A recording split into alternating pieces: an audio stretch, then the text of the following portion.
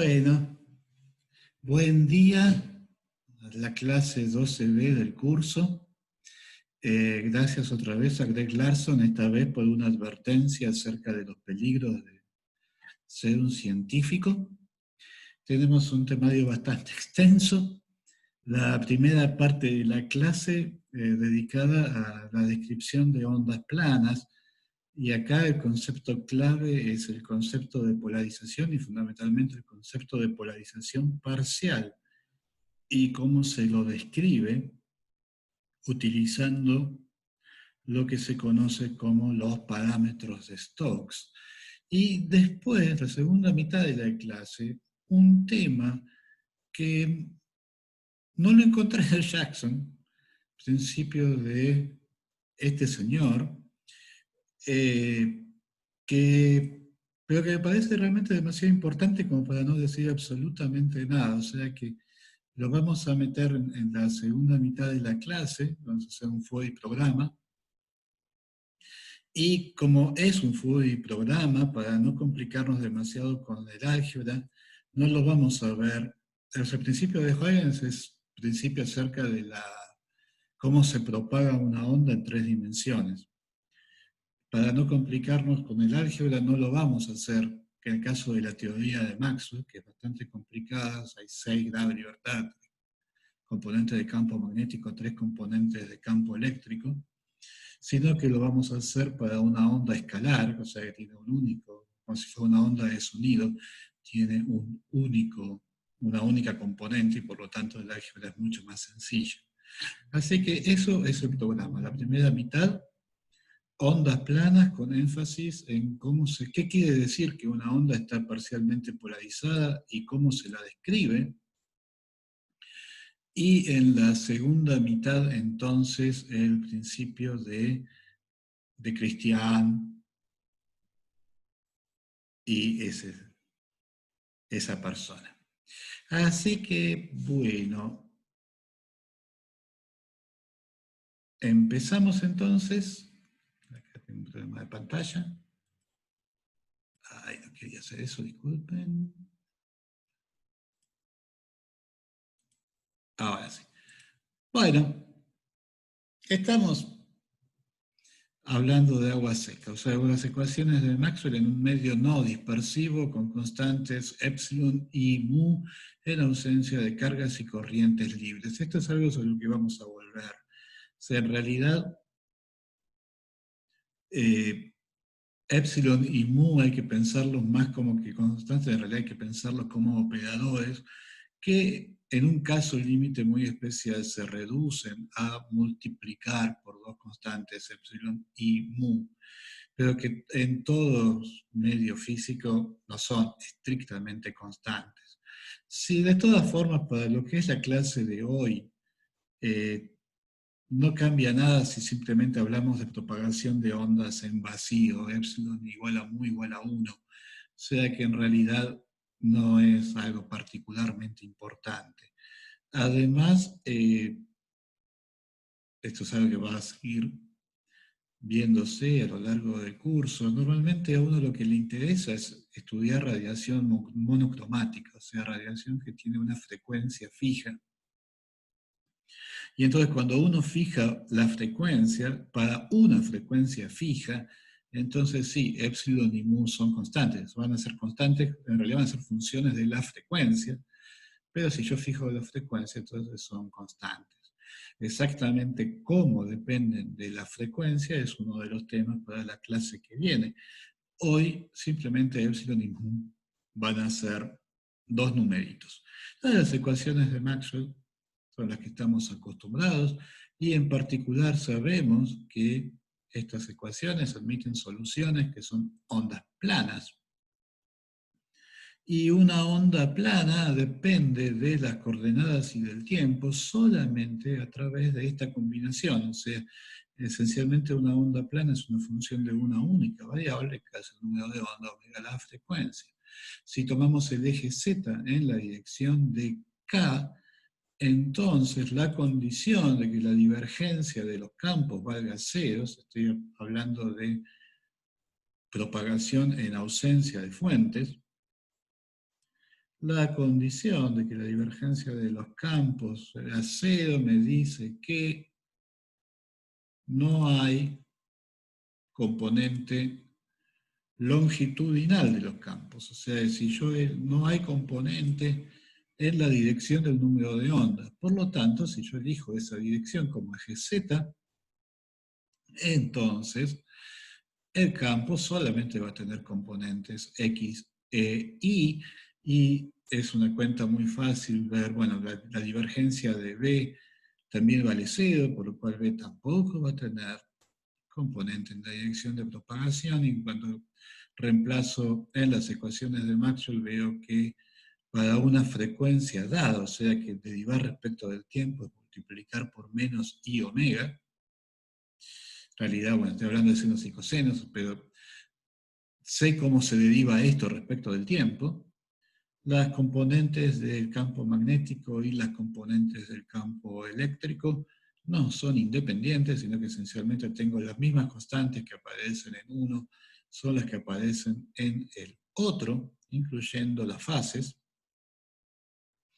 que van a ser los protagonistas de la clase de hoy. En realidad, en la clase de hoy nos van a importar mucho más las fases que las amplitudes, y la condición de que las ecuaciones de Maxwell se satisfagan nos da la relación de dispersión que vincula al número de onda, 2pi sobre la longitud de onda, con la frecuencia 2pi por el periodo. Así que todo esto, a esta altura del partido, es completamente convencional. Se puede escribir que B es simplemente el producto, o sea, la amplitud del campo magnético es básicamente el producto vectorial del vector de onda con el campo eléctrico, y por lo tanto los campos K, E y B, o sea, los versores en la dirección de K, en la dirección de E, en la dirección de E, forman una terna derecha. Bueno, acá estuve un poquito vago, esta vez no hice un dibujo yo, sino simplemente lo bajé de internet. C es lo que nosotros estamos llamando K, es el vector en la dirección de propagación. Uno ve que el producto vectorial de C con E da B, el producto vectorial de E con B da C. Así que, y el producto de B con C da E. O sea que estos tres versores forman en todo punto una base derecha que nosotros vamos a identificar con los versores Z, X, E, Y. Vamos a adoptar la notación compleja. Esto es algo que a ustedes les resulta familiar de Física 3, porque es la notación que uno usa cuando está hablando de corriente alterna e introduce el concepto de impedancia. Pero vamos a repasar esto, que en vez de escribir los campos en términos de senos y cosenos, los vamos a escribir como una única exponencial compleja, con la convención de que el campo físico es la parte real del campo complejo. Y esa convención, o sea, en esta convención, ahora sí es estrictamente cierta esta relación entre las amplitudes complejas del campo eléctrico y del campo magnético. Acá lo importante es recordar que las amplitudes también son números complejos. Cada componente del campo eléctrico y del campo magnético tiene módulo y fase. Las fases son distintas en general. Entonces, el formalismo complejo realmente vale esta relación. Y hay un precio que hay que pagar, y es que cuando muchas veces uno tiene operadores bilineales, como por ejemplo la densidad de energía, que es D por E más B por H, la densidad de impulso, que era D por B, son todos operadores bilineales. Esos operadores bilineales en general van a oscilar con la frecuencia, y la frecuencia típicamente en esta clase, cuando hablamos de radiación, si bien podría ser cualquier onda dentro del espectro electromagnético, fundamentalmente estamos pensando en luz, la frecuencia es muy alta. Entonces, en general a uno no le interesan los valores instantáneos, le interesan los valores medios promediados sobre muchos periodos de la onda. Esos valores medios entonces se expresan como el producto de los dos operadores, de los dos observadores que aparecen en el bilineal, uno y el otro conjugado. Y hay un precio que hay que pagar. Bueno, en primer lugar hay que tomar la parte real de esto, porque esto podría ser complejo, pero además hay que dividir por un medio, que esencialmente viene de tomar el promedio sobre un periodo de un coseno cuadrado. Así que simplemente toda esta transparencia es que lo que sigue de la clase van a aparecer operadores bilineales por todos lados y siempre va a aparecer un medio, simplemente para no perder la conciencia de dónde sale un medio, que lamentablemente juega un rol importante en las fórmulas. Así que estamos básicamente listos para empezar. Hasta ahora esto fue más que nada establecer la notación, así que si no hay mayores comentarios, le damos. ¿Qué les parece? ¿Todo bien? ¿Todo el mundo listo? Sigamos, perfecto. Bueno, entonces le damos.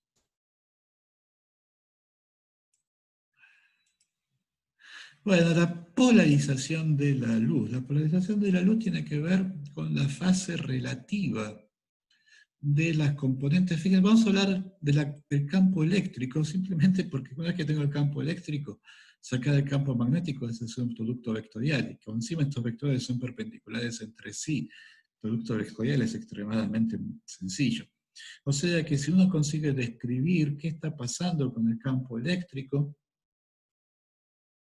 tiene descrita toda la onda. Y lo que está pasando con el campo eléctrico depende fundamentalmente de las fases, y realmente de la fase relativa, porque una fase común, si yo tomo un bilineal como por ejemplo la densidad de energía, que es D por E, pero como estamos hablando medio con un épsilon constante, D es épsilon por E, o sea, módulo de E al cuadrado. Fíjense, si yo voy a calcular el módulo de E al cuadrado, las fases de estas no importan. Si yo voy a calcular el, el producto vectorial de E por B, por ejemplo, porque me interesa el vector de Poynting, las fases, una fase común entre E y B no va a importar, porque cuando yo uso esta expresión, si yo tengo una fase común en A y B, al conjugar A le cambio el signo a la fase y al multiplicar se va a ir. O sea que una fase que yo pueda sacar, factor común en las componentes de E, no va a importar. Pero la fase relativa sí.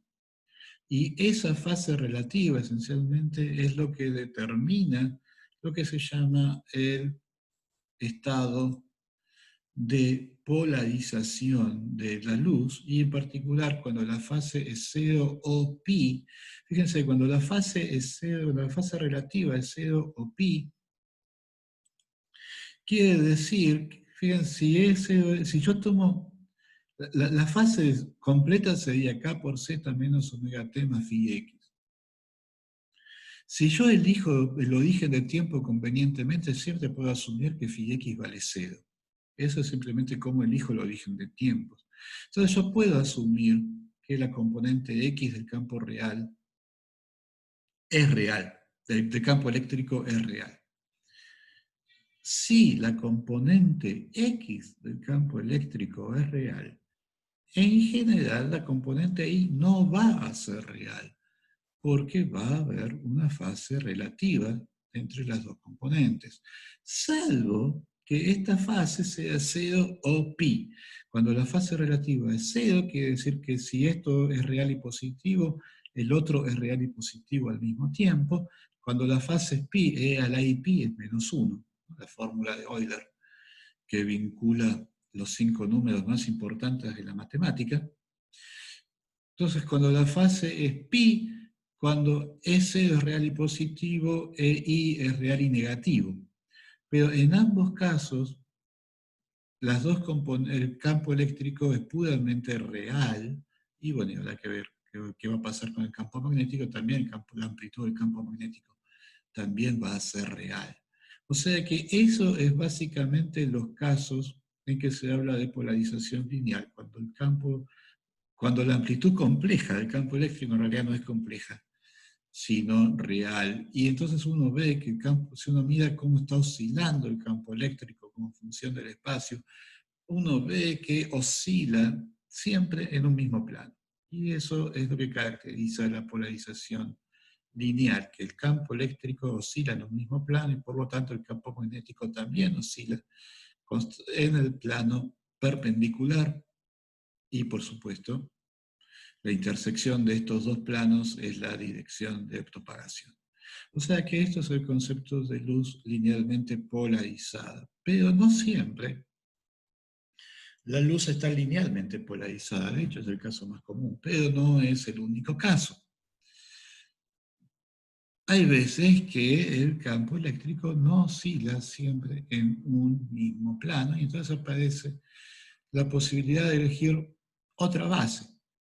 O sea, acá yo sé que el campo eléctrico es un campo que tiene dos componentes independientes porque no tiene componente en la dirección de propagación. En este caso decidí elegirlo, desarrollar el campo eléctrico en términos de los versores I y J, pero no es la única base que hay. Y como el campo eléctrico en realidad esta es la amplitud compleja. Este es un vector que no vive en R2, vive en C2, vive en el plano complejo de dos dimensiones complejas, lo cual me da la posibilidad de elegir bases en que los versores a su vez sean vectores complejos. No necesariamente tienen que ser versores reales, como lo son el versor I y el versor J. Entonces, un poco la pregunta es, ¿qué otras bases hay que sean interesantes? O sea, bases hay infinitas, pero ¿qué otras bases hay que sean interesantes, que sean útiles para describir el comportamiento del campo eléctrico y del campo magnético, en el caso en que no tengo polarización lineal? Y eso nos retrotrae a un tema anterior, que es completar el tema de los teoremas de conservación. Nosotros vimos el teorema de conservación de la energía y el teorema de conservación del impulso, pero no dijimos nada acerca del momento angular. Y ahora es el momento entonces de subsanar esa omisión. ¿Qué pasa con el momento angular de la radiación? Así que, ¿alguna pregunta? ¿Alguna pregunta hasta ahora? ¿Se acuerdan de Física 3? Esto más o menos lo vieron en Física 3. Algo de esto se dice, así que se habla de Polaroids. Acá no va a haber ni Polaroids ni lámina de cuarto de onda. No, bien. No me cierra cómo pensar bien en versores complejos. Bueno, eso, en el fondo, eso es el tema de esta clase. O sea, la idea es que aprendemos a pensar que también tenemos ese grado de libertad, también podemos pensar en términos de versores complejos. Así que espero que para el final de la clase te quede un poco más claro. Decía, en esta clase no va a haber ni Polaroids, ni láminas de cuarto de onda, ni nada de todo eso. Todo eso lo vieron en Física 3. Acá el tema es estrictamente la descripción matemática de un campo electromagnético. Bueno, entonces, momento angular de la radiación. Bueno, después de todas las polémicas que vimos respecto del concepto de momento lineal de la radiación, supongo que me van a creer que el concepto de momento angular de la radiación también tiene su polémica. En principio, el momento angular total de un campo electromagnético está dado por esta integral, que es x por p, es el momento angular de física 1, donde p es la densidad de momento lineal y x es la posición en cada punto del espacio. Este J se puede demostrar que, ¿se acuerdan que la ley de conservación de la densidad de impulso lineal involucraba el tensor de fuerzas, el tensor de Maxwell? Bueno, cuando el tensor de fuerzas es simétrico, entonces es muy fácil demostrar que este J se conserva. Hay una corriente de momento angular que esencialmente es el producto vectorial de X con el tensor de fuerzas. Todo el tensor de esfuerzo tiene dos índices. Acá sería el producto vectorial respecto del primer índice. O sea, fijando el segundo índice del tensor de esfuerzos, dejando que el primer índice valga 1, 2, 3, uno tiene algo que se parece a un vector. Ese vector es el que uno toma producto vectorial con X y esencialmente le da la densidad de torque sobre el campo electromagnético. Ese es el problema con la propuesta de Minkowski de la densidad de impulso lineal, que no garantizaba que el tensor de esfuerzo fuera simétrico en un medio que no fuera isótropo. Pero bueno, esa es una polémica que no es lo que nos involucra ahora. El tema que nos concierne ahora, o sea, que por eso estamos siguiendo con la propuesta de Minkowski, o sea, epsilon por E es básicamente el vector de desplazamiento, por eso aparece la epsilon acá. Pero en esta clase los únicos campos que van a aparecer son E y B, fundamentalmente porque en realidad estoy pensando en propagación de ondas en vacío, y en vacío E y B son los dos campos que importan, son los que aparecen de fuerza de Lorentz. Entonces, todo el mundo está de acuerdo en que J es el momento angular total del campo electromagnético, pero acá aparece el problema de escribirlo de una manera eh, más intuitiva, más obvia. Y eso se logra usando que el campo magnético es simplemente el rotor del potencial vector, integrando por partes. Y entonces se ve que el campo magnético total se puede escribir como la suma de dos contribuciones. La contribución S, fíjense que al integrar por partes desapareció la X. O sea que esta densidad de impulso angular, de momento angular, depende de las amplitudes de la onda. Hay un problema con invariancia de gauge, pero en esta clase vamos a estar trabajando en el gauge Coulomb, con lo cual E simplemente es menos 1 sobre C por la derivada de A respecto de T. Hay una relación muy simple, además, radiación monocromática, o sea que derivar respecto de T es multiplicar por omega. O sea que hay una relación muy sencilla entre las componentes de E y las componentes de A. Entonces, S involucra solamente las propiedades de la onda, independientemente de dónde está, mientras que X, mientras que la otra contribución, L, sí depende de las amplitudes en la onda y también depende del espacio. Entonces, S es lo que se llama el momento angular intrínseco o momento angular de spin, y L es lo que se llama momento angular orbital. Se ve que si estoy hablando de una onda plana, bueno, esto sería una densidad de momento angular constante que tengo que multiplicar por el volumen en el que está la onda. El concepto de L es más complicado porque me queda, si esto es una constante, acá me queda la integral de 3x de x, y obviamente si quiero integrar sobre todo el volumen, voy a tener un problema, si el volumen es todo el espacio. Bueno, lo que está pasando acá es que en realidad las ondas planas no existen, o sea, no existe una configuración de campo eléctrico que sea una onda plana en todo el universo. Todas las ondas, yo puedo construir un paquete de ondas que se porta como una onda plana las longitudes del laboratorio, pero en algún lugar que estoy hablando no de una onda estrictamente monocromática, sino de un paquete de ondas, eso en algún lugar eso se va a empezar a notar. Y él entonces depende críticamente de esa parte de la integridad, la parte en la que esta amplitud deja de ser constante. Si esta amplitud es constante en todo el laboratorio, bueno, y yo pongo el origen, lo pongo justo en el centro del laboratorio, para cada x voy a tener un menos x, y las contribuciones a la integral se van a cancelar. Pero cuando me estoy acercando a las paredes del laboratorio y esta cosa deja de ser constante, acá la integral ya va a dejar de ser cero. O sea que el momento angular orbital depende fuertemente de la forma de los frentes de onda, que nunca van a ser estrictamente planos matemáticos como cuando uno escribe una onda plana.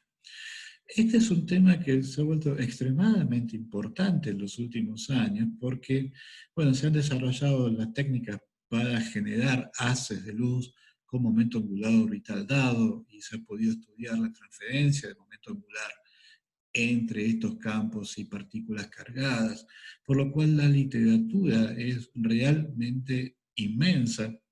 Yo simplemente les voy a citar un review porque es fácilmente accesible, está en el archive, porque no es excesivamente largo, y me parece que queda bastante claro para los que quieran profundizar en este tema. Les digo, las literaturas sobre momento angular de la radiación y fundamentalmente sobre el momento angular orbital es francamente inmensa.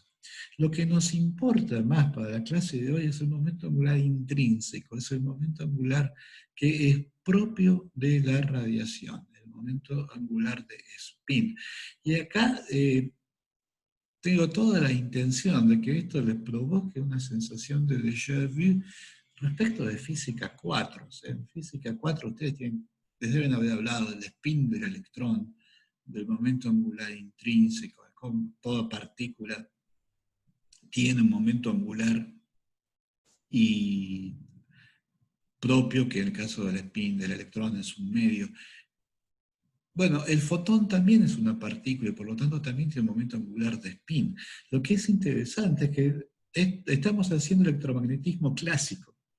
O sea, el momento angular del electrón apareció cuando se quiso cuantificar al electrón y fundamentalmente apareció porque se veían anomalías en la interacción entre un electrón y un campo magnético.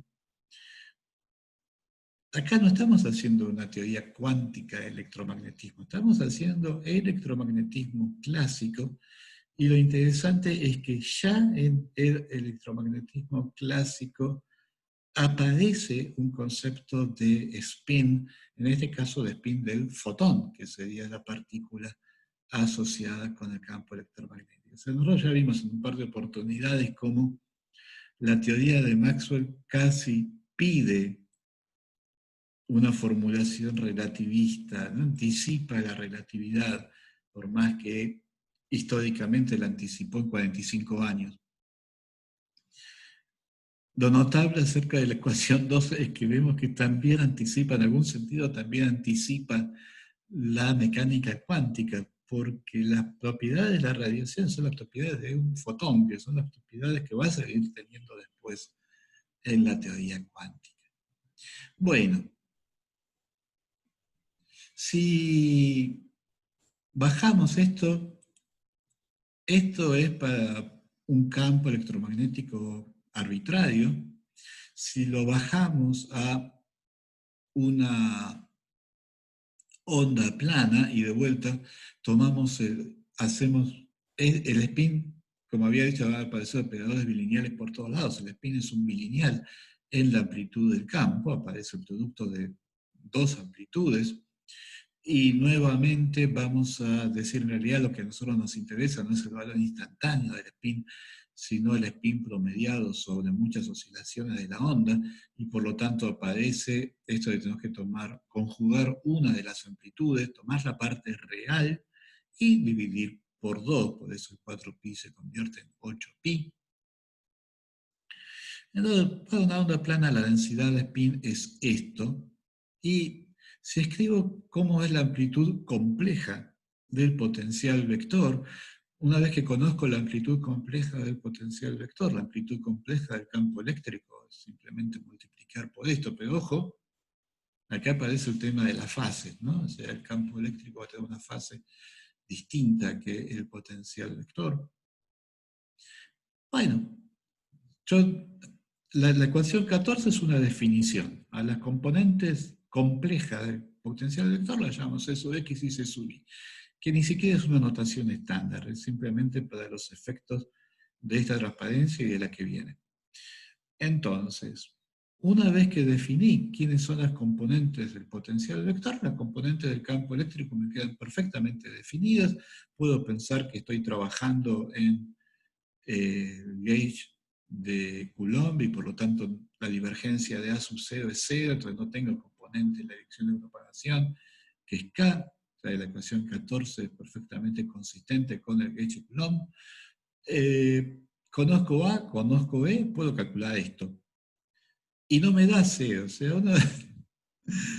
cuando uno está, vamos a hablar por primera vez, dice, bueno, si es proporcional a A, si es proporcional a A, el producto vectorial de E con A me debería dar 0. No, bueno, el tema es que E es proporcional a A, pero lo que aparece acá no es E conjugado. Y aparece el tema de las fases. O sea, si Cx y Ci fueran reales, esta combinación en 15, si Cx y Ci fueran reales, la ecuación 15 me daría 0, pero Cx y Ci no tienen por qué ser reales. Y cuando Cx y Ci no son reales, este paréntesis no tiene por qué ser 0. Estoy haciendo un número complejo menos su conjugado, por lo cual esto me va a dar algo que es imaginario puro, pero como también estoy multiplicando con este menos i es este i cambiado de signo porque tomé el complejo conjugado acá. O sea que este menos i sale de acá y del complejo conjugado. Este menos i, con esta combinación, que a su vez es imaginaria pura, me da un número real, como tiene que ser, por cuanto el spin del fotón es un observable. Y entonces ahora yo digo, bueno, supongamos que fijo la intensidad de la onda. O sea, la intensidad de la onda esencialmente es la amplitud del campo, o sea, el módulo de Cx al cuadrado más el módulo de C sub i al cuadrado. O sea, supongamos que yo fijo eso, estoy mirando radiación de una intensidad dada.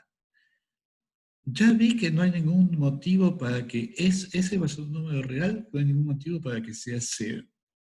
Pero si yo fijo entonces la suma de los módulos de C sub x y de C sub y, los módulos cuadrados, ¿cómo puedo elegir Cx y C sub i para que S tenga el valor máximo posible? Ya sé que si los elijo reales me da S igual a 0. Pero ¿existe alguna forma de elegir C sub x y C sub i de tal manera que S no sea 0? Bueno, es una pregunta bastante sencilla, porque si estoy fijando la suma de los módulos, o sea, si pienso en C sub x como parte real imaginaria, C sub y como parte real imaginaria, cuando tengo 4 números, estoy fijando la suma de los módulos cuadrados, o sea que en realidad estoy viviendo en una esfera de 3 dimensiones, en un espacio real de 4. Bueno, tengo que maximizar esta cosa sobre esa esfera, y me da que efectivamente el valor máximo de S, el valor máximo de la densidad de spin, se da cuando tengo una diferencia de fase de más o menos pi sobre 2 entre C sub i y C sub x. O sea, cuando la diferencia de fase es el famoso cuarto de onda entre la componente Y y la componente X, es cuando maximizo la densidad de spin para una intensidad dada, y la densidad de spin máxima y mínima, para empezar, el vector S es un vector, apunta en la dirección de propagación, en el sentido se parece al vector de Poynting, y el módulo máximo que puedo alcanzar es básicamente la densidad de energía dividido la frecuencia. Entonces, si yo integro esto sobre todo el volumen en el cual la onda se puede pensar como una onda plana, me da el spin total de esa onda plana, es la energía total dividida por la frecuencia. Entonces, si estoy pensando en que mi onda representa un único fotón, la energía, como me dijo Planck, es h barra omega. Esto es la energía total, o sea, h barra omega sobre b sería rho sube la densidad de energía. La energía total es h barra omega, la divido por omega y me dice que el spin del fotón es más o menos h barra. O sea que yo puedo tener un fotón en que su spin es h barra en la dirección de propagación. O puedo tener fotones en que el spin es menos h barra en la dirección de propagación. Y cualquier valor intermedio lo voy a poder pensar como que tengo un haz en que algunos fotones tienen h barra, otros fotones tienen menos h barra, y de tomar el promedio, ¿no?, de sumar los spines de todos los fotones en el haz, me queda algún valor intermedio entre más y menos h barra. En particular, si tengo la mitad de los fotones tiene spin en la dirección h barra, y tiene spin h barra en la dirección de k, y la otra mitad de los fotones tiene spin menos h barra, el spin promedio me va a dar 0. Y yo eso lo voy a percibir como que tengo una onda linealmente polarizada. Si no, voy a tener lo que se llama polarización derecha, es cuando el spin es máximo en la dirección de propagación, o podría tener polarización izquierda cuando el spin es el mínimo, o sea, el más negativo, en la dirección de propagación. Y acá aparecen todos estos versores, acá aparecen los famosos versores complejos de lo que estábamos hablando. O sea, Juan Cruz, presta atención, porque acá apareció el versor complejo. Los versores E más menos son simplemente esta combinación lineal de los versores I y J, con una fase de un cuarto de onda entre la componente I y la componente X. Y entonces, bueno, el versor complejo, simplemente así como yo puedo pensar que el versor I describe una onda en el que el vector, el campo eléctrico está siempre oscilando en el plano XZ,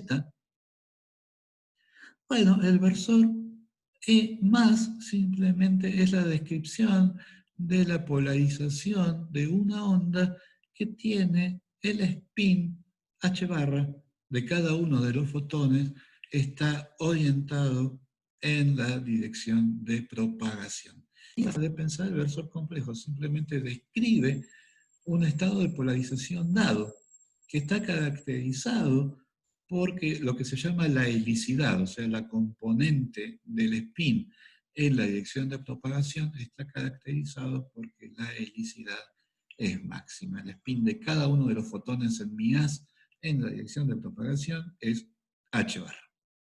¿Sí? ¿Te parece una manera más interesante de pensar los versores complejos? ¿No, Juan Cruz? ¿Se lo vendí? Bueno, de todas formas, no creas que lo vas a entender hoy. O sea, esto es algo que hay que pensarlo. Sí, haces bien. Esto es algo que hay que sentarse, hay que pensarlo. Una cosa interesante es esto, ¿no? O sea, cualquier haz de radiación electromagnética yo lo puedo pensar como simplemente una superposición de un haz con spin h barra y otro haz con spin menos h barra. En particular, como esta relación entre los versores E más y E menos y los versores IJ es perfectamente invertible, yo puedo escribir el versor I como una combinación lineal de los versores E más y E menos. Y entonces, si mi campo eléctrico es proporcional a I, también lo puedo pensar como la superposición de un campo proporcional a E más y otro campo proporcional a E menos. Ya, las amplitudes de las componentes en E más y E menos, las amplitudes van a ser iguales entre sí. Lo que decía, bueno, la mitad de los fotones tienen una helicidad, la otra mitad tiene la helicidad opuesta. Lo mismo va a pasar con luz polarizada en el plano IZ, y por lo tanto lo mismo va a pasar con luz linealmente polarizada en cualquier plano. O sea que, así como yo puedo pensar una onda con polarización circular como una superposición de dos ondas linealmente polarizadas con una diferencia de fase entre sí, también puedo pensar una onda polarizada linealmente como la superposición de dos ondas circularmente polarizadas con una cierta diferencia de fases entre sí. ¿Cuál va a ser la diferencia de fase? Me va a decir dónde está el plano de la polarización lineal. Ahora, hasta acá decimos, bueno, hay una diferencia de fases. Y acá estamos haciendo una hipótesis muy fuerte, que es que sabemos cuál es la diferencia de fase. Pero a veces uno no sabe cuál es la diferencia de fase. Esto pasa cuando uno mira radiación, que en realidad viene de muchas fuentes que están emitiendo independientemente unas de otras. Por ejemplo, cuando uno mira el Sol está lleno de átomos de hidrógeno, cada uno de esos átomos de hidrógeno está emitiendo. La intensidad de la emisión depende fundamentalmente de la temperatura. Y como en realidad cuando uno mira el Sol no ve todo el Sol, lo que ve es la capa exterior del Sol, porque la radiación de las capas interiores queda atrapada dentro del Sol. Bueno, en esta única capa del Sol la temperatura es bastante uniforme, por lo cual todos estos átomos de hidrógeno están emitiendo más o menos todos con la misma intensidad. Pero las polarizaciones, las fases, no tienen nada que ver. O sea, las fases de un átomo,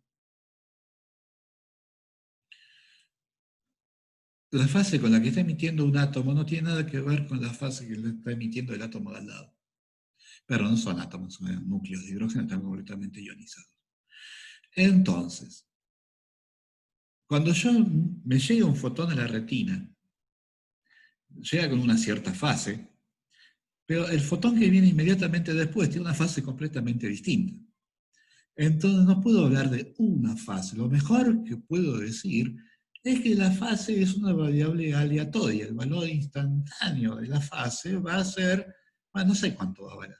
Va a estar entre ciertos límites, va a tener una distribución de probabilidad entre 0 y 2pi, pero no sé exactamente cuál es. Entonces, cuando sé cuál es la fase, puedo hablar de polarización total. Cuando no sé cuál es la fase, tengo que hablar de polarización parcial. ¿Y cómo hago para describir eso?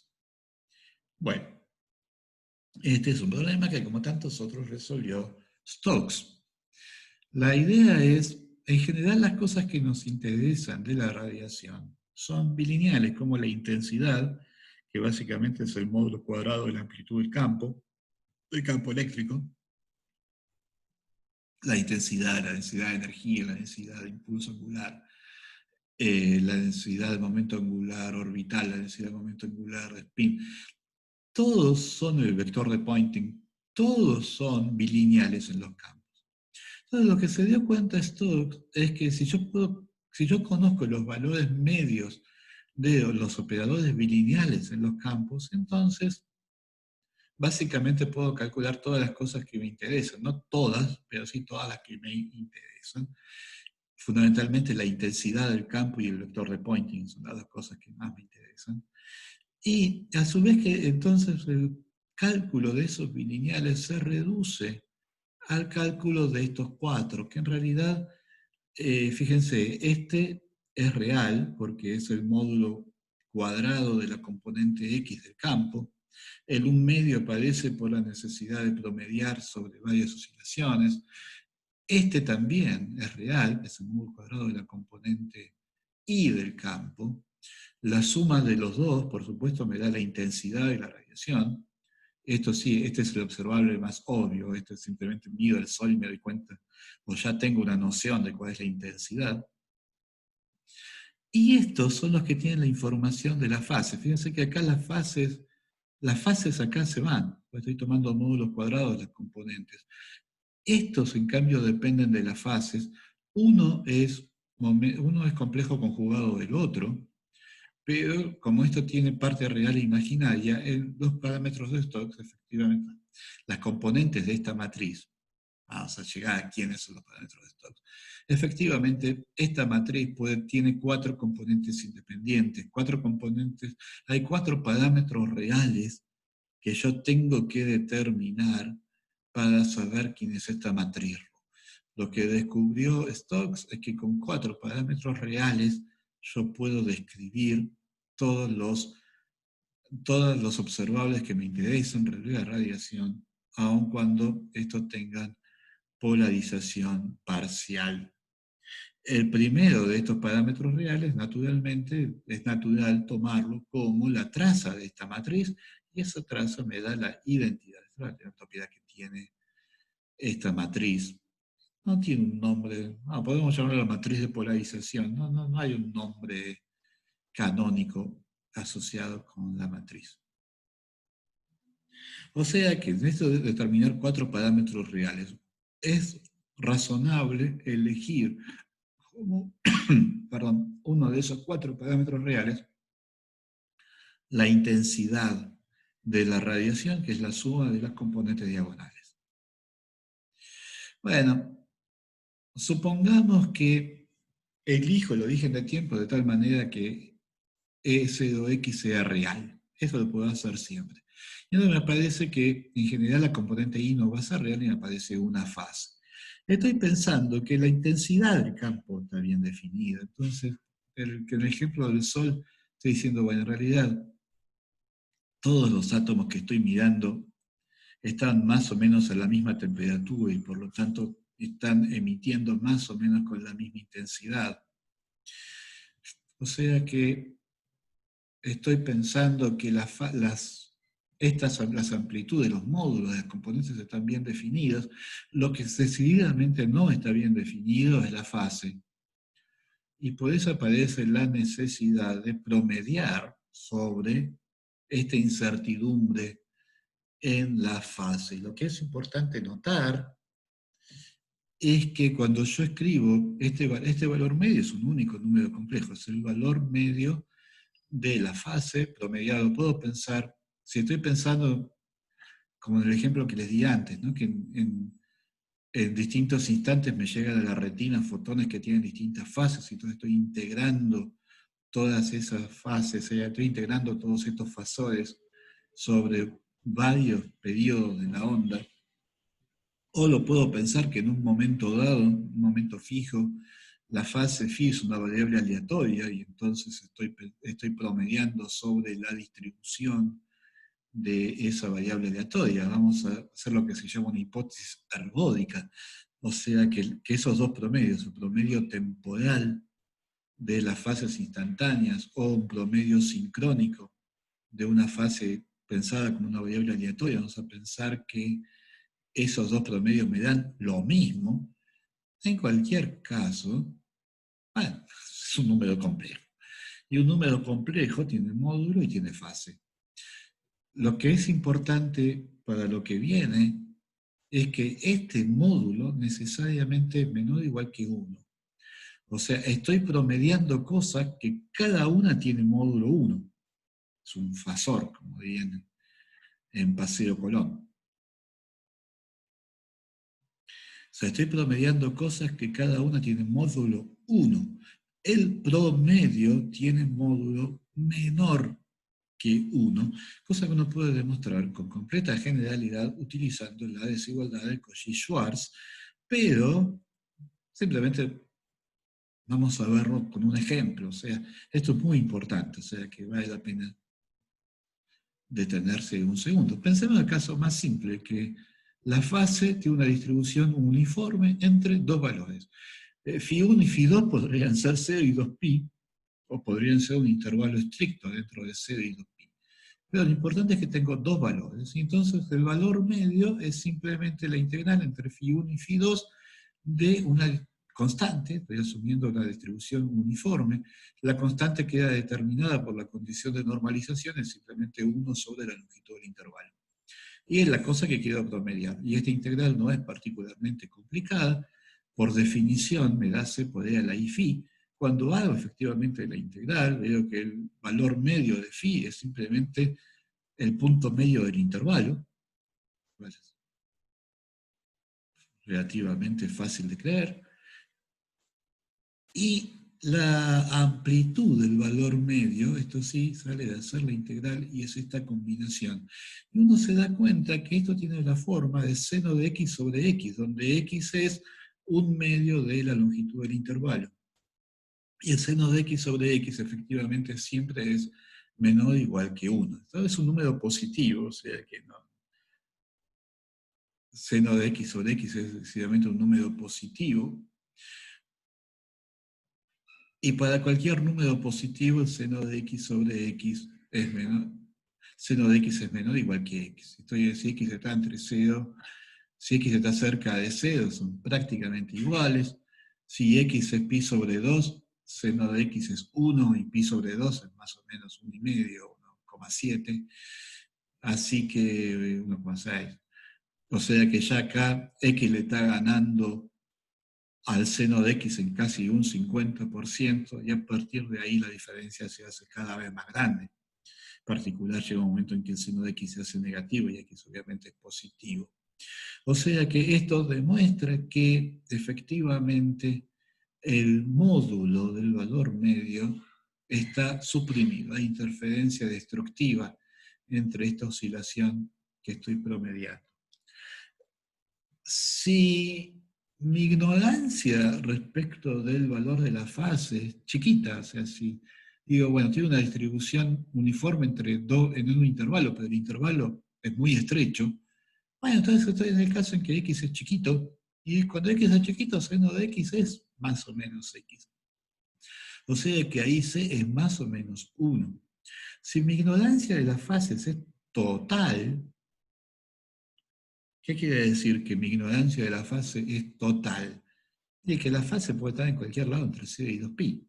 O sea que φ1 vale 0, φ2 vale 2π. La diferencia es 2π, la mitad de la diferencia es pi, seno de pi vale 0.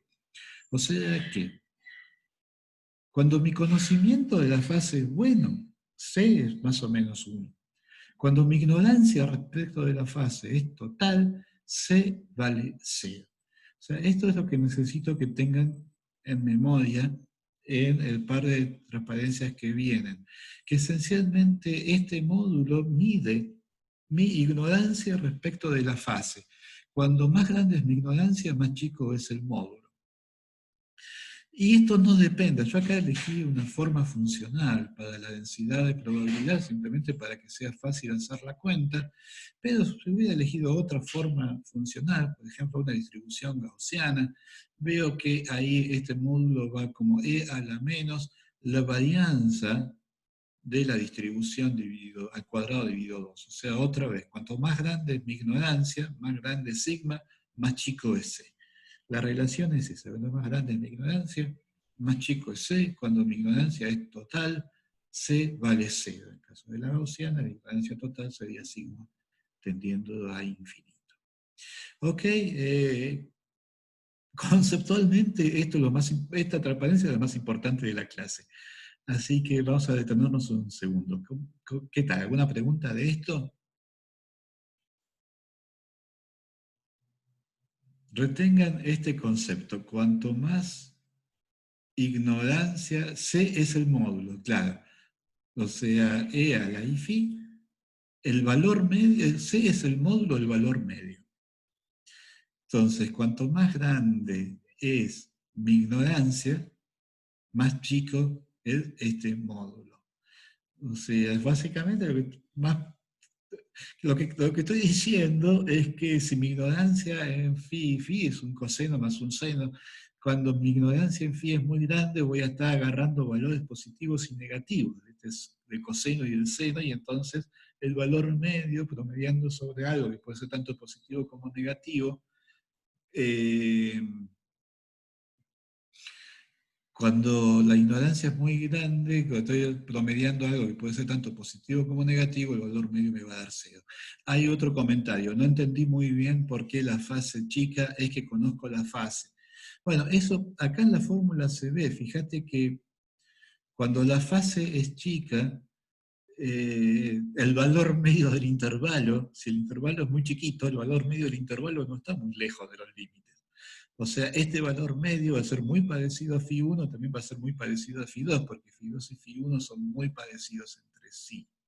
O sea que cuando el intervalo en el cual está variando la fase es efectivamente mucho más chico que 2pi, es casi como que sé quién es este Φ barra, que es el valor medio de la fase.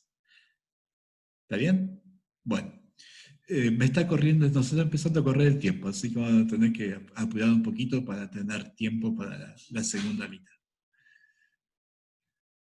Ah, fíjense. Estos eran básicamente los componentes de la matriz Rho que describe el estado de polarización. Esta básicamente es el módulo cuadrado de la amplitud del campo en la dirección de X. Obviamente es un número real y positivo. Este también, la suma de los dos me tiene que dar la intensidad. Por lo tanto, yo siempre puedo escribir esto como 1 más S3. S3, este sí va a ser uno de los parámetros de Stokes. Ahora, S de x al cuadrado obviamente no puede ser un número negativo, por lo cual S3 no puede ser más chico que menos 1. A lo sumo, o sea, podría pasar que esto fuera 0, pero no puede ser nunca un número negativo. O sea que ese 3 no puede ser más chico que menos 1. Y a este bicho, cuando le sume otra cosa que también es un número positivo, me va a dar la intensidad. En realidad, 2 veces la intensidad, porque tengo que dividir por el 1 medio famoso de tomar valor medio de las amplitudes complejas. O sea que E sub 0 de x al cuadrado no puede ser más grande que 2i, porque E sub 0 de x al cuadrado más algo positivo me va a dar 2i.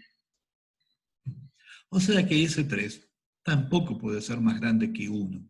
S3 está confinado al intervalo menos 1 y 1. Estos dos bichos, los E barras son números reales, o sea que puedo tomar la raíz cuadrada en ambos casos, o sea que conozco los módulos de sub 0 de x y de sub 0 i, y el módulo de sub 0 de x es la raíz cuadrada de esto, el módulo de sub 0 i es la raíz cuadrada de esto. Cuando hago producto de los dos me queda la intensidad por la raíz cuadrada de 1 menos S3 al cuadrado, que es un número real porque ya sabía que S3 está entre menos 1 y 1. Pero todavía me queda, ahora sí, el valor medio sobre la fase de I, como había que por definición es esto, y también por definición este valor medio es el valor medio que aparece acá. ¿Es el que aparece? Sí, es el que aparece acá. Es un número complejo y entonces lo puedo definir. O sea, la ecuación 23 es la definición de S1 y de S2. O sea, este número complejo, todo este número en realidad, bueno, el i lo dejo, la raíz cuadrada por c por e a la i phi, por definición es S1 menos i por S2. Y esto es la componente 1, 2 de la matriz ρ. La fila 1, la columna 2 de la matriz ρ. Y se ve que, bueno, el módulo de este número complejo es 1 menos S3 al cuadrado por C cuadrado. Y como acabamos de ver que C cuadrado siempre es menor o igual que 1, el módulo de este número complejo siempre es menor o igual que 1 menos S3 al cuadrado. O sea que estos tres parámetros, ¿se acuerdan? Bueno, yo había dicho, para determinar la matriz ρ necesito 4 parámetros reales. Uno de esos parámetros lo voy a elegir como la intensidad. Los otros tres van a ser S1, S2 y S3, que son los llamados parámetros de Stokes. Y lo que muestra la ecuación 24 es que los parámetros de Stokes viven en una esfera, no en la superficie, en toda la esfera. Porque S1 al cuadrado más S2 al cuadrado más S3 al cuadrado es necesariamente menor o igual que 1. Puede ser igual a 1, en ese caso estoy en la superficie de la esfera, o puede ser estrictamente más chico que 1. Entonces me parece una representación geométrica muy simple de qué son los parámetros de Stokes. Los parámetros de Stokes forman una esfera. Cada punto en esta esfera va a representar un estado de polarización distinto. Por un lado voy a tener la intensidad de la radiación, que aparece simplemente como una constante multiplicativa. Los parámetros de Stokes, S1, S2 y S3, lo que van a describir es el estado de polarización. En particular, bueno, hay un punto de la esfera que es el origen. O sea, el origen es un punto de la esfera. ¿Qué punto de la esfera representa? O sea, ¿qué representa el origen? Fíjense que en el origen S3 vale 0, lo cual quiere decir que las dos componentes, la componente X y la componente Y, tienen los mismos módulos. O sea que la intensidad está repartida en partes iguales en la componente X y en la componente Y. Eso quiere decir que eso va a valer siempre que los parámetros de Stokes viven en el plano XY, o sea, cuando S3 vale 0.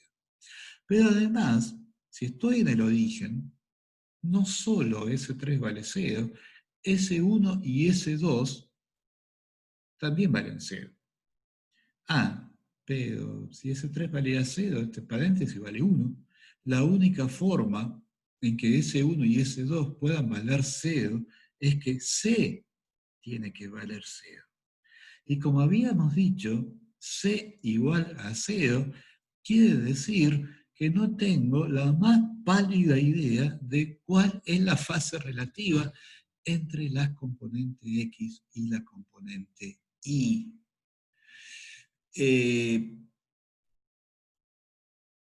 Y eso es lo que pasa cuando estoy mirando al Sol. O sea, no tengo una dirección privilegiada de polarización. La intensidad en la dirección de X es la intensidad en la dirección de Y. Si yo pongo un Polaroid que deje pasar de toda la luz del Sol, deje pasar solamente la parte del haz que está polarizado en la dirección del eje del Polaroid, yo le pongo un Polaroid, roto el Polaroid, no pasa absolutamente nada, la intensidad en todas las direcciones sigue siendo siempre la misma, y además la relación de fase está completamente indeterminada. O sea que eso es uno de los estados posibles. El origen de la esfera representa lo que se conoce como luz natural. La luz completamente no polarizada. Yo interpongo un Polaroid, roto el Polaroid, no noto absolutamente ningún cambio en la radiación que consigue atravesar el polarizador. Entonces está haciendo un poquito largo, me está empezando a preocupar.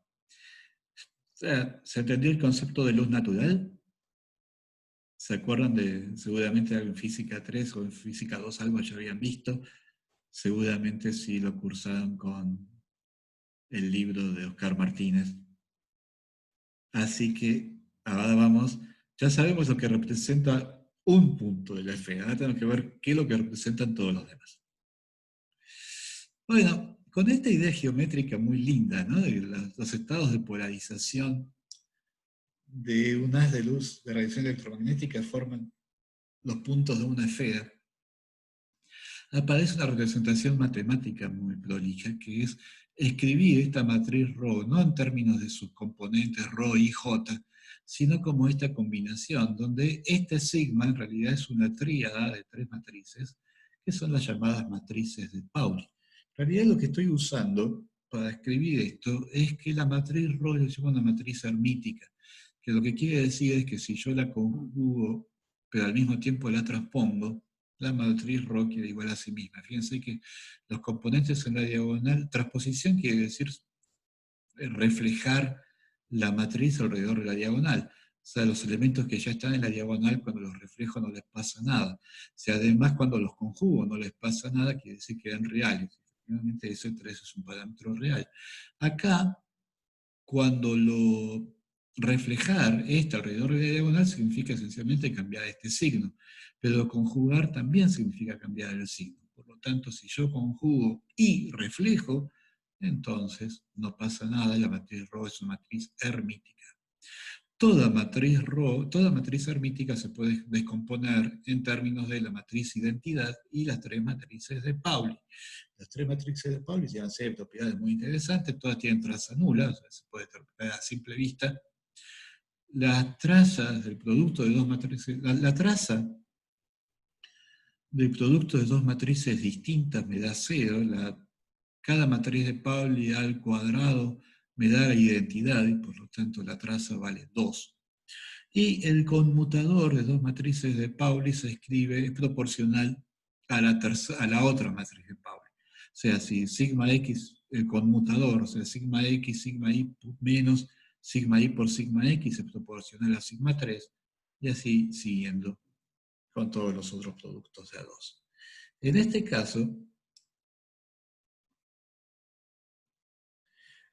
la traza de ρ al cuadrado se ve fácilmente que está entre i cuadrado sobre 2, que eso es lo que pasa cuando tengo luz natural. Cuando tengo luz natural, este vale 0, este vale 0, este vale 1 y este vale 1. O sea que la matriz ρ es i sobre 2 por identidad. Los tres parámetros de Stokes valen 0. La matriz de ρ al cuadrado, entonces es i al cuadrado sobre 4. Y cuando tomo la traza de la matriz, que es i cuadrado sobre 4 por la identidad, bueno, tengo dos elementos diagonales iguales entre sí, el i cuadrado sobre 4 se me convierte en i cuadrado sobre 2. O sea que cuando tengo luz natural, la traza de ρ al cuadrado es i cuadrado sobre 2. En el caso contrario, habíamos visto que los tres parámetros de Stokes, el módulo de este radio vector formado por los tres parámetros de Stokes es siempre menor o igual que 1, por lo tanto la traza de ρ al cuadrado siempre va a ser menor o igual que i cuadrado sobre 2 por 1 más como mucho 1, eso me da como mucho i cuadrado. O sea que la traza de ρ cuadrado está entre i cuadrado sobre 2 e i cuadrado, que tiene que ver con que estos puntos viven en una esfera y por lo tanto su módulo va a estar entre 0 y 1. Entonces, ya sabemos qué es lo que quiere decir cuando están en 0. ¿Qué pasa en el caso contrario? Cuando estamos en 1. Cuando estamos en la superficie de la esfera, vamos a hablar de luz totalmente polarizada. El origen de la esfera es luz totalmente no polarizada. La superficie de la esfera es luz totalmente polarizada. Hay tres puntos en particular, que son los puntos en los cuales los ejes cartesianos atraviesan la esfera. Por ejemplo, si S3 es igual a 1, pero S1 y S2 es igual a 0. Bueno, si S3 es igual a 1, entonces este elemento de la matriz ρ vale 0, pero este elemento de la matriz ρ era el módulo de la componente I. O sea, que estamos diciendo que no hay componente I, estamos diciendo que el campo está, todo el campo está en la componente X, y eso es luz linealmente polarizada en la dirección de X. O sea, bien, Nicolás Roqueiro me descubrió, ¿no es como una matriz densidad? Sí, efectivamente, es la matriz densidad del fotón. O sea, esto es lo que quiere decir la frase. El electromagnetismo de Maxwell está pidiendo a gritos el desarrollo de una teoría cuántica. Es la matriz densidad del fotón. Si les hablaron en física 4 de la matriz densidad, es esto. Me descubrieron, por fin nos descubrieron. Bien, decía, si S3 vale 1, no hay componente I, por lo tanto no hay ni S1 ni S2, y toda la polarización es lineal y está en la dirección de X. ¿Qué más divertido es cuando S1 vale 1, pero S3 vale 0? Si S3 vale 0, quiere decir que las componentes X e Y ambas tienen la misma densidad, pero S2 vale 0. Para que S2 vale 0, pero S1 vale 1. Fíjense que si S1 vale 1, pero S2 vale 0, quiere decir que S3 vale 0, o sea, todo esto vale 1. S2 vale 0, S1 es igual a C, pero S1 valía 1. O sea que C vale 1. O sea que estoy en el caso en que tengo una fase bien definida. S1 vale 1, pero S2 vale 0, tengo una fase bien definida. Estábamos diciendo que las dos componentes X e Y tienen la misma amplitud. Eso corresponde a, de vuelta, a una amplitud lineal, pero a una polarización lineal, pero ya no ni en el eje X ni en el eje Y, porque ambas componentes tienen la misma amplitud, sino simplemente es polarización lineal a 45 grados. Y el otro caso, entonces, cuando S2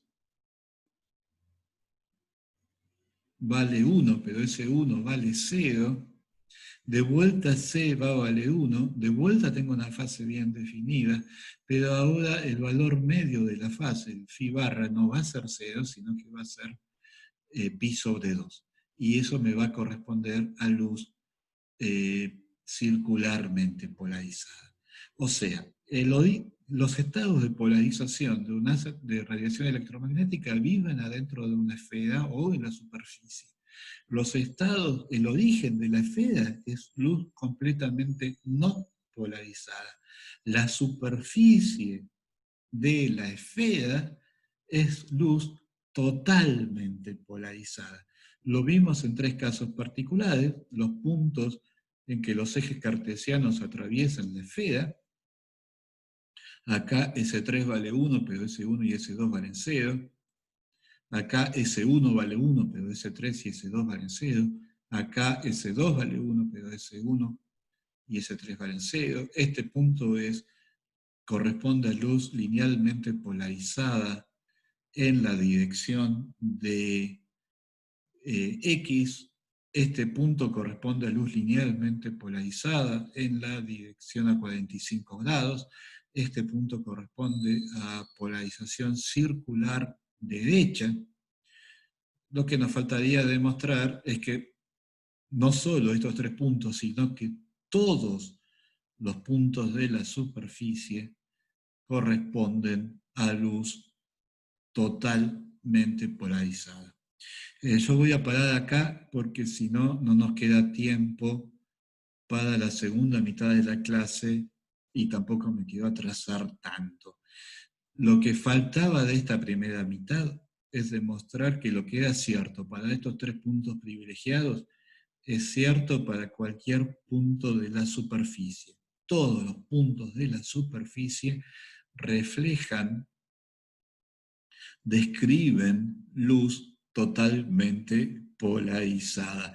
Y ya que me descubrieron, que se dieron cuenta de que en realidad les estoy hablando de la teoría de la matriz densidad, efectivamente, los puntos de la superficie son los estados puros de la mecánica cuántica. Los puntos adentro de la esfera, en el interior de la esfera, son los estados mezclados, y origen sería el estado de máxima ignorancia, sería el estado térmico, o por más el estado de equilibrio microcanónico. Entonces, a ustedes les va a quedar escrito esto, las transparencias que siguen, está la demostración de que todos los puntos de la superficie representan luz que está completamente polarizada, así que mírenlo.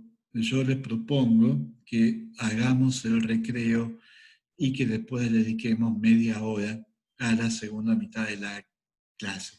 Bueno, efectivamente, la idea era no complicarse con cuentas, sino ir a lo conceptual del teorema de extinción. En media hora nos debería alcanzar, o sea que no estamos mal. Así que, de vuelta, estas últimas dos transparencias son la demostración de que todos los puntos de la superficie de la esfera corresponden a estados completamente polarizados. ¿Alguna pregunta? Y si no, pasamos al recreo. ¿Qué les parece?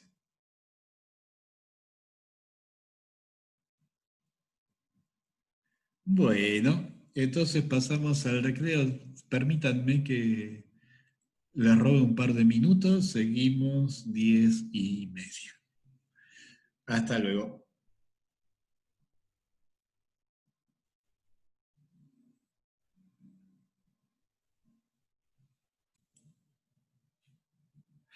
Bueno, hola.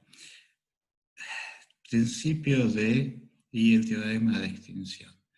Una de las cosas que a uno lo sorprende, ¿no? Como el trabajo que estamos haciendo de estudiar el electromagnetismo razonablemente a fondo. Uno piensa que, bueno, el electromagnetismo lo hizo Maxwell en 1860 y algo, y quedó hecho, y que en realidad uno se da cuenta que no, y que hay un montón de temas, como cómo es la manera exacta de separar el momento angular orbital, el momento angular de spin. Son todos temas que siguen siendo temas de investigación en este momento, son preguntas abiertas, pero en realidad hay dos preguntas abiertas, que son las preguntas que han realmente provocado el estupor de todos los que se han acercado a este tema y que probablemente jamás se resuelvan completo, que es cómo se escribe Kirchhoff y cómo se pronuncia el nombre de esta persona. Porque uno normalmente dice Huygens, pero en realidad Huygens es lo que dice un anglófono que ve escrito Huygens, pero esta persona no era anglófona, era holandesa. Entonces, ¿cómo se pronuncia? ¿Cómo lo pronuncian los holandeses? Si hay un pequeño problema, si hace una investigación en la red, van a ver que no hay dos holandeses que lo pronuncien igual. La pronunciación se parece a algo tipo Huygens, o Huygens. La G es una G suave, no es Huygen. No sería en castellano, no es una GU, sino que es una G. Huygens. Huygens. Así que les dejo como tarea de investigación aprender a pronunciar Huygens, y, y hoy nos vamos a dedicar a lo que quiere decir el principio de Huygens y el teorema de extinción, que bueno, no es esta extinción, es la extinción de otra cosa, pero que también es extremadamente importante por lo que dice acerca de cómo se propaga una onda en 3 dimensiones. Como les decía, Eh, el objetivo es no complicarnos demasiado con las cuentas y uno de los problemas que tiene la teoría de Maxwell es que la teoría de Maxwell es complicada, o sea, tener que trabajar con dos campos vectoriales simultáneamente hace que las cosas nunca sean del todo sencillas. O sea que si quieren profundizar en este tema y en particular ver la extensión a lo que realmente sería el caso electromagnético, les dejo dos referencias. Ambas son muy completas, o sea, muchísimo más de lo que necesitamos para esta clase. Acá pueden profundizar acerca del tema. Nosotros, en la clase de hoy simplemente vamos a discutir el caso de ondas escalares. Piensen en una onda de sonido, por ejemplo. Bueno, esta es la situación. Tenemos una interfaz entre dos medios. En cada medio, la velocidad de propagación de la onda es distinta. O sea, hay una velocidad C1 en el medio V sub 1, una velocidad C2 en el medio V sub 2. N es la normal a la interfaz en cada punto. La interfaz es completamente arbitraria, no tiene por qué ser un plano y mucho menos. Del lado de B1 hay una fuente. Acá dibujé un oscilador. Si estoy pensando en una onda de sonido, esto tendría que haber sido algo más acústico, pero bueno, no importa. Hay una fuente que va a emitir una onda, la onda se va a encontrar con la interfase, parcialmente se va a reflejar, parcialmente se va a transmitir. Y básicamente lo que queremos hablar es de eso, de cuáles son las propiedades de la onda reflejada y cuáles son las propiedades de la onda transmitida.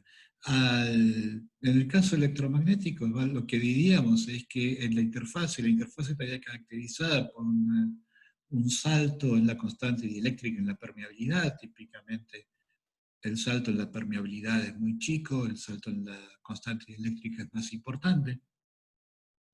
Lo que va a pasar en la superficie es que se van a inducir una densidad de carga y una densidad de corrientes inducidas sobre la superficie. Entonces, la pregunta es cómo son los campos radiados por esa densidad de carga y de corriente inducida. Acá en el caso acústico va a pasar lo mismo. Se van a inducir un campo y la derivada normal del campo sobre la superficie que van a funcionar como fuentes de radiación.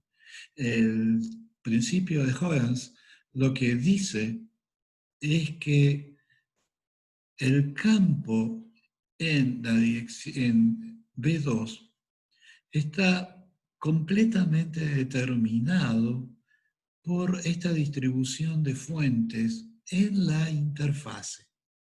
O sea, la radiación emitida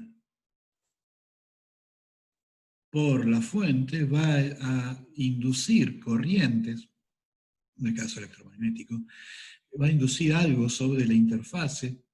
La radiación del lado de B2 es la radiación de esas fuentes en la interfase. No tengo que saber absolutamente nada acerca de la fuente real del campo. Lo que tengo que saber es cuáles son las fuentes inducidas en la interfase. Esto es completamente general, en particular vale en el caso en que no hay interfase, o sea, en el caso en que la velocidad de propagación de hecho es la misma, o sea que la superficie S es una superficie imaginaria, yo dibujo en el espacio, lo único que le tengo que pedir es que encierre completamente a las fuentes.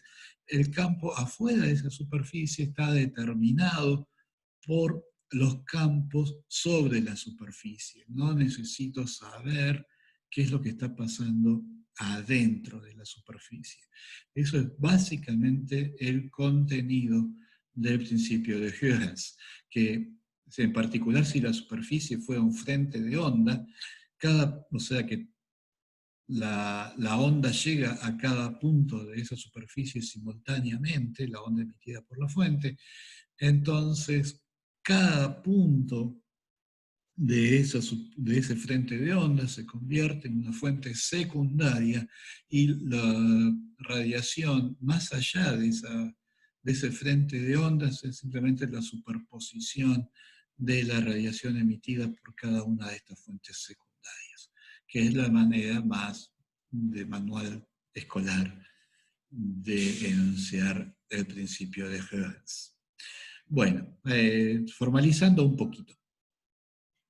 Como vamos a estar hablando de ondas escalares, simplemente la ecuación es la ecuación de ondas escalar, el laplaciano de psi más menos 1 sobre c cuadrado por raíz 2 veces de psi respecto del tiempo igual a la fuente. Ahora vamos a estar hablando de radiación monocromática, radiación de una frecuencia bien definida, por lo cual la derivada respecto del tiempo 2 veces es simplemente multiplicar por omega cuadrado, y omega cuadrado sobre c cuadrado me da k cuadrado. O sea que tengo dos ecuaciones de Helmholtz, una ecuación en V1, que es donde están las fuentes, otra ecuación con un número de onda distinto, la frecuencia no cambia cuando voy de una fase de un medio al otro, lo que cambia es la longitud de onda. Tengo una ecuación de Helmholtz en el medio 1, que es el que contiene las fases. Tengo otra ecuación de Helmholtz en el medio 2, donde no asumo que no hay fuentes para esta onda, y las condiciones de contorno es que psi, la derivada normal de psi, son continuos a través de la superficie. Puedo pensar condiciones de contorno más generales, pero con estas no van a alcanzar para lo que quiero decir. Y de vuelta, el truco que vamos a usar es una función de Green. Fíjense que para cada una de estas, tengo dos ecuaciones de Helmholtz, para cada una de las dos tengo una función de Green. Pero esta es la ecuación de Green que yo escribiría si no hubiera interfaz. O sea, esta es la función de Green en el espacio libre. Tengo dos, tengo una con la constante K1, tengo otra con la constante K2. Ahora, fíjense que ambas están definidas en todo el espacio, o sea, aún la G1 con la constante K1 está perfectamente bien definida en V2.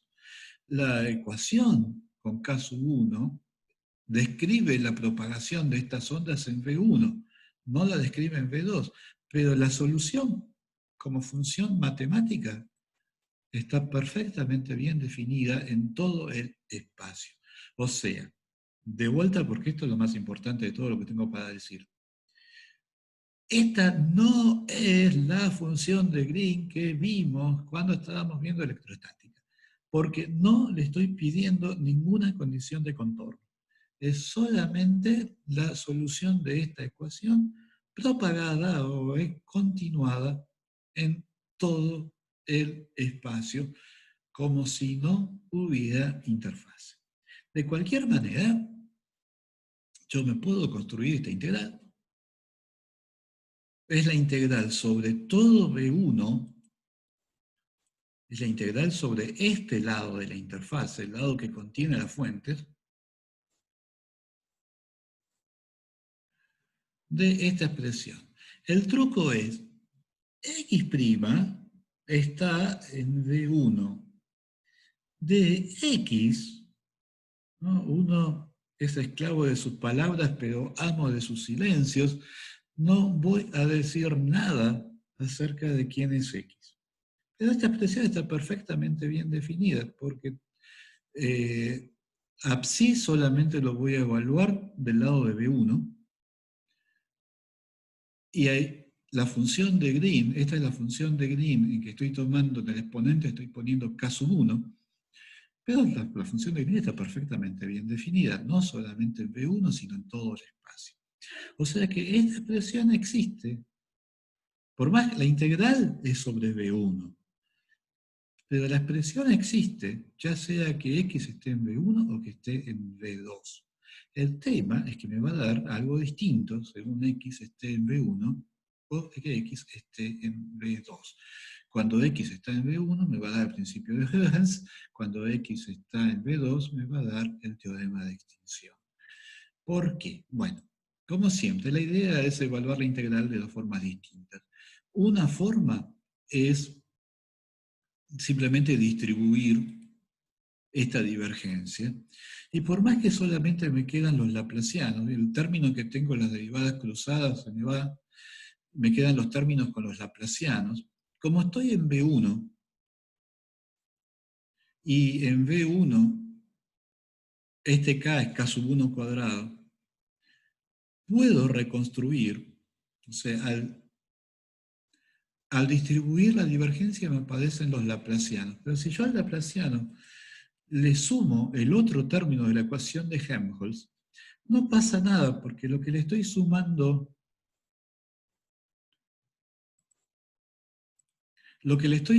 para convertir este laplaciano, por ejemplo, lo que estoy restando para convertir a este laplaciano en la ecuación de Helmholtz. O sea que nuevamente me aparece G1 por el operador de Helmholtz actuando en psi menos psi por el operador de Helmholtz actuando en G1. Y como yo eso sé lo que vale, me quedan estas dos integrales. Fíjense que esto que acá llamé phi-x es la integral de G por la función de Green integrado sobre todo B1, que son todos los lugares donde J es distinto de 0. No hay J en B2, J es la fuente. Entonces, lo que representa este segundo término es lo que es el campo emitido por la fuente. Por eso está esta función de Green. Pero esta función de Green es la función de Green como si no hubiera interfase.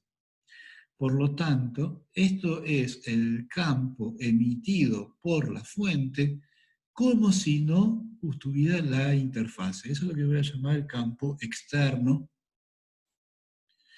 Muchas veces lo llama el campo incidente, porque es el campo que está incidiendo sobre la interfase.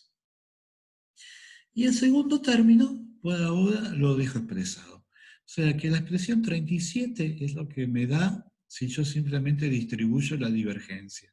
La alternativa es usar el teorema de Gauss, y en ese caso me queda una integral donde aparecen lo que en el caso electromagnético sería la densidad de carga y las corrientes inducidas sobre la superficie. Acá me aparecen el campo en la interfase y la derivada normal del campo en la interfase.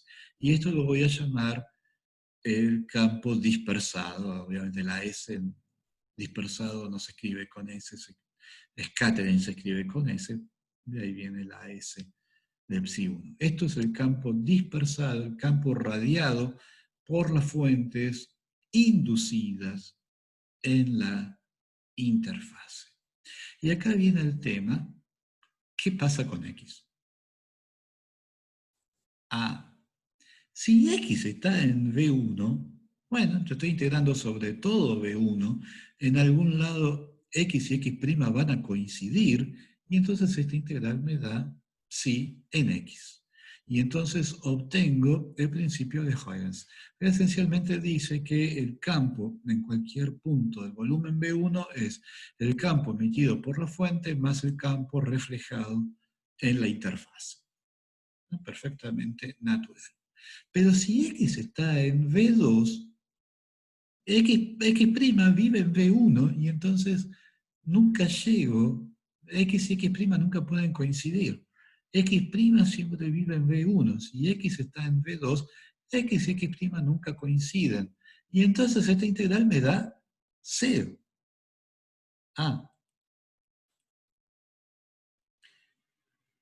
Esta siempre me da el campo externo, el campo emitido, el campo que emitiría la fuente en ausencia de la interfase. Y esta integral siempre me da el campo radiado por la fuente. Ahora no estoy viendo el campo reflejado, estoy viendo el campo transmitido. Estoy viendo el campo que las fuentes inducidas en la interfase están radiando hacia V2. O sea, ahora sería el campo transmitido a través de la interfase. Y lo que estoy viendo, que esto es el teorema de extinción, es que el campo radiado por las fuentes hacia V2, pero siempre usando la ecuación de Helmholtz de V1, o sea, siempre usando K sub 1, o sea, estoy usando, en V2 estoy usando la ecuación de Helmholtz equivocada, estoy usando la ecuación de Helmholtz con K sub 1, el campo radiado por las fuentes inducidas hacia V2 cancela exactamente el campo emitido por la fuente. O sea, el campo radiado por las fuentes inducidas extingue al campo, lo apantalla perfectamente el campo inducido por las fuentes. Y eso es el teorema de extinción. Las fuentes se distribuyen en la superficie de tal manera que emiten el campo reflejado hacia V1 y matan al campo externo cuando lo estoy mirando en la dirección de V2. Entonces, pero ¿cómo? Y esto es todo el tema de la clase de hoy. Uno mira 42, 42 es correcta. Después piénsenlo tranquilos, van a ver que la deducción, el argumento hasta ahora es a prueba de balas. Fíjense cómo no hay campo transmitido. Hay algo raro, ¿cómo que no hay campo transmitido? ¿Qué pasó con el campo transmitido? Bueno, lo que pasó con el campo transmitido es que hasta acá estaba mirando esta integral, pero hay otra. O sea, también podemos mirar esta integral. Ahora estoy mirando, estoy integrando en V2, o sea, estoy integrando todo el espacio más allá de la interfase, con la función de Green de V2, con la función de Green con K sub 2 en el exponente. Como los campos son continuos en la interfase, perdón, estos son ahora los campos del otro lado de la interfase, en el medio 2. Del otro lado de la interfase hago lo mismo que antes, distribuyo la derivada, me quedan las dos ecuaciones de Helmholtz, pero en V2 sí es una solución homogénea, porque todas las fuentes estaban en V1. Entonces la integral en la que me queda el laplaciano de psi más k sub 2 al cuadrado, ese término de la integral me da 0. Y sí me queda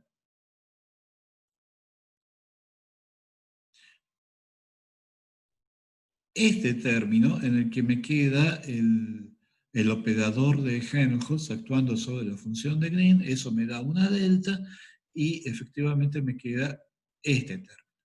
Eso es cuando distribuyo la divergencia. Cuando uso el teorema de Gauss, me quedan estas expresiones que involucran los campos en la superficie, que están bien definidos, porque tanto el campo como su derivada normal son continuos en la interfaz, o sea, no hay ninguna ambigüedad. Y acá tendría que usar la normal que está apuntando en la dirección de B1, que es menos n, que por definición es la normal que está apuntando en la dirección de B2. O sea que esto es lo que realmente sería el campo transmitido, y lo que veo es que no es cero. No estaba dado por la expresión anterior, está dado por esta expresión. Pero hay una última vuelta de tuerca. De vuelta, cuando x está en V2, esta delta en algún momento se produce una coincidencia entre x y x'. Esta integral me da psi en x y me da que psi en x es el campo radiado en la dirección de V2 con la función de Green del medio 2 por las fuentes inducidas en la superficie. Y eso es el principio de Huygens. Para conocer el campo más allá de la interfase, lo que necesito saber es cómo son las fuentes inducidas en la interfase. No necesito ninguna información acerca de lo que está pasando en el interior del volumen B1. Necesito solamente las fuentes inducidas en la interfase. Pero, si ahora el punto X está en V1, esta integral vale 0 porque x' vive en V2 y por lo tanto x y x' no se encuentran nunca, pero de este lado este resultado sigue valiendo y me da entonces que las fuentes inducidas en la interfase con la función de Green G2 no radian nada en la dirección de B1. O sea, esto es el teorema de extinción. La distribución de fuentes inducidas en la interfase es tal que cuando estoy usando la función de Green G1, me da toda la radiación en la dirección de B1, el campo reflejado, y nada, o sea, extingue perfectamente el campo en la dirección de B2. Y en cambio, cuando estoy usando G2, me da el campo transmitido en la dirección de B2 y nada en la dirección de B1. Esta es la primera vez que uno lo escucha, suena realmente raro, ¿no? O sea, ¿cómo? Simplemente porque estoy mirando, tengo una distribución de fuentes. ¿Cómo puede ser que según esté mirando de un lado y de otro, me da algo, me da cero? Suena raro. En algún sentido es como lo que estábamos viendo la otra vez acerca de la integral compleja que yo completaba en el camino de integración por arriba y por abajo. Y si la integraba, si lo completaba por arriba me daba algo, y si lo completaba por abajo me daba cero. Acá es algo parecido. O sea, si yo estoy mirando, estar mirando del lado de B2 o del lado de B1 es como cerrar el camino de integración por un lado o por otro. Y en un caso me da algo, en el otro caso me da cero. Eh, y eso es el contenido entonces del principio de Huygens y el principio de extinción. Y con eso, como les decía, acá en esta segunda mitad de la clase el problema no son las cuentas. Las cuentas, como ven, son completamente triviales. Cuando uno lo hace directamente en el caso electromagnético, la lógica es la misma, las cuentas se complican porque el álgebra electromagnética es más complicada. Tengo 6 campos en vez de uno solo. O sea que las cuentas acá son sencillas, pero el concepto que está detrás de esas cuentas no es elemental. Y es la cosa que hay que pensar un poquito. Bueno, ya estamos muy sobre la hora, así que si no hay más preguntas o comentarios, yo voy a parar. ¿Qué les parece? ¿Se entendió esta última media hora de principio de Huygens?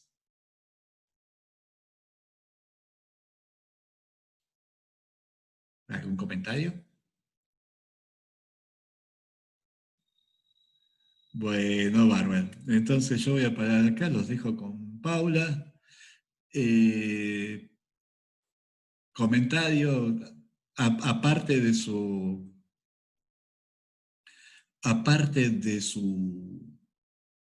importancia conceptual, estas ecuaciones son la base de un método para resolver exactamente el, el problema de reflexión y transmisión en interfase. Cuando la interfase es simple, la interfase es un plano, es más fácil directamente resolver las ecuaciones de Maxwell con condiciones de contorno, y eso lo vamos a hacer la vez que viene y da lo que se llama los coeficientes de Fresnel.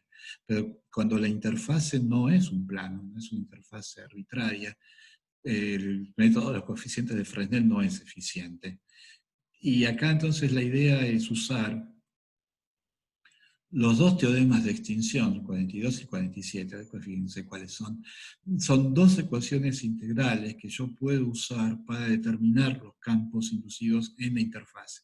Y una vez que tengo los campos inducidos en la interfase, uso los principios de Huygens para determinar el campo reflejado del campo transmitido. O sea que este método tiene una importancia práctica y de hecho se usa cuando el método de los coeficientes de Fresnel no es eficiente. Nosotros el lunes vamos a seguir con este problema, pero ahora con una interfase plana, lo más simple posible, y volviendo a las ecuaciones de Maxwell, y ahí el problema se simplificó lo suficiente que la estrategia de simplemente resolver las ecuaciones de Maxwell imponiendo condiciones de contorno en la frontera, la componente normal de D y de B son continuas, las componentes transversas, las componentes paralelas de E y de H son continuas, con eso alcanza para resolver el problema. Así que bueno, los dejo con Paula hasta el lunes. Buen fin de semana.